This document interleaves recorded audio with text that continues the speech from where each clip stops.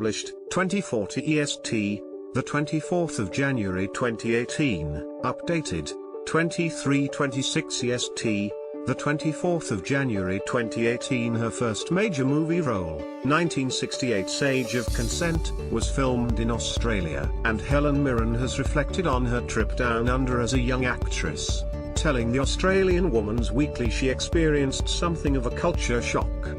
The British actress, 72, claimed that women weren't allowed in pubs at the time. Scroll down for video. Women weren't allowed in pubs. Helen Mirren, 72, has described the culture shock she experienced during her first visit to Australia in the 1960s to film Age of Consent. It was a very different Australia from the Australia of today. The Oscar winner said, "We were shooting on the Great Barrier Reef and women weren't allowed in pubs." Helen's performance in the controversial Age of Consent is well remembered today as she appeared nude in several scenes. First major film role. It was a very different Australia from the Australia of today, the Oscar winner said. Pictured, Helen Mirren in 1968's Age of Consent, which was filmed down under. Meanwhile, Helen recently filmed supernatural horror Winchester, the house that ghosts built in Melbourne. She said her experience this time was far more enjoyable, even describing the Victorian capital as one of the world's great cities.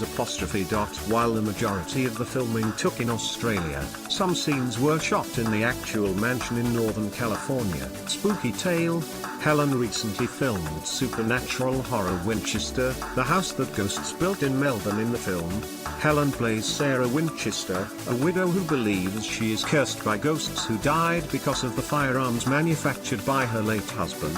The film also stars Australian actor Jason Clarke, who plays a psychiatrist hired to help evaluate Sarah's mental state.